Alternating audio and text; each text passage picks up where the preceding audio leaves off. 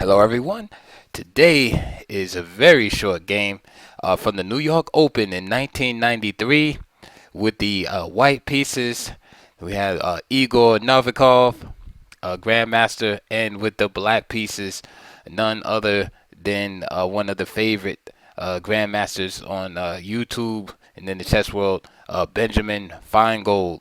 This is in 1993. Game started off D4 from Igor Novikov, D5, C4, and one of Finegold's favorite defenses, the Shigorin defense.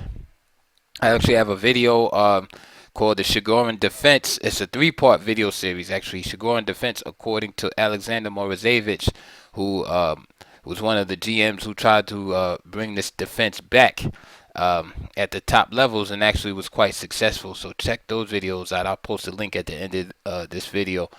Um, so knight f3, bishop g4, and queen a4. Playable, sort of offbeat, leads to equality. Bishop takes f3 from Finegold. G takes f3. So of course we can see that the imbalance is created here. Black is giving up the bishop here, of course, in exchange for damaging the white pawn structure. Of course, white's center is massive, and black is going to have to work overtime to make sure that center doesn't become a problem in the future. But why does black do that? Because he gets rapid development and good piece play.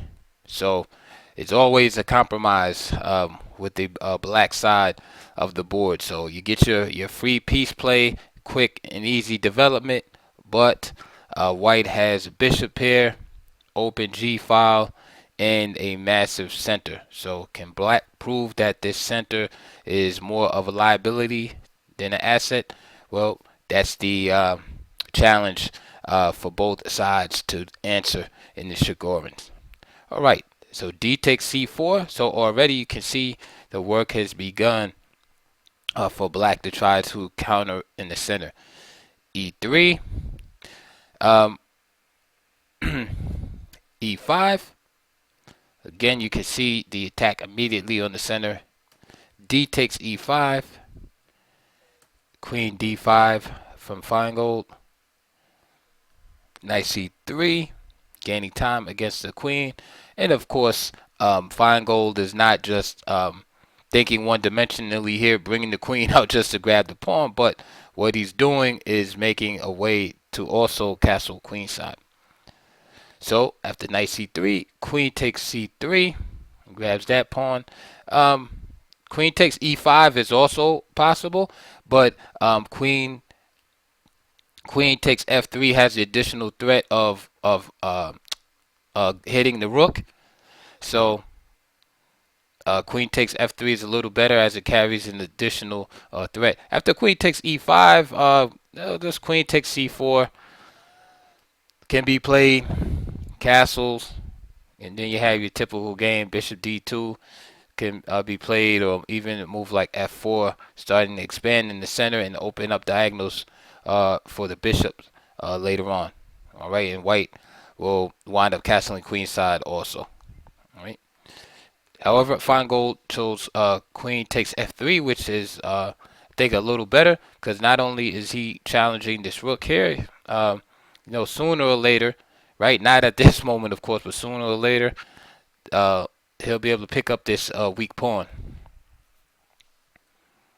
Rook g1, of course, right? Don't want to hang the rook.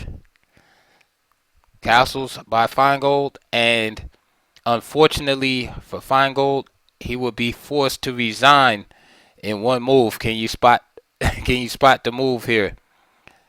Well, Novikov disappointed Finegold after the move bishop e2, whereby black is completely lost here.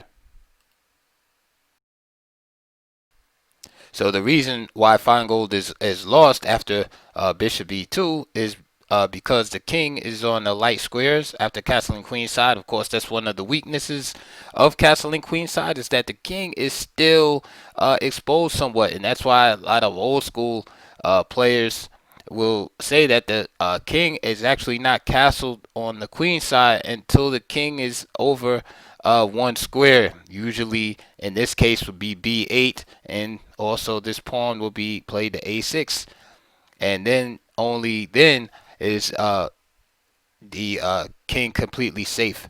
So here, the problem is, for instance, if queen f5, then just simply bishop g4, as we have the rook on g1 protecting the bishop. And the same thing would happen on queen h3, bishop g4. And of course, all of the dark squares are also covered by white.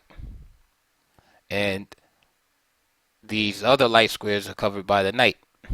And this is why Finegold was forced to resign. So I hope you enjoyed that video. It was short but sweet, and I'll be back with some more short videos like that. I like to switch it up every now and then, but listen, it can happen to anybody. So again, please, as usual, like, subscribe, share the video so that it can move on in the algorithm of YouTube, so that more viewers can see this amazing content. And also, please check the links below to donate to my channel, support the channel. And also, there's DVDs and some books related to chess, middle games, openings, etc.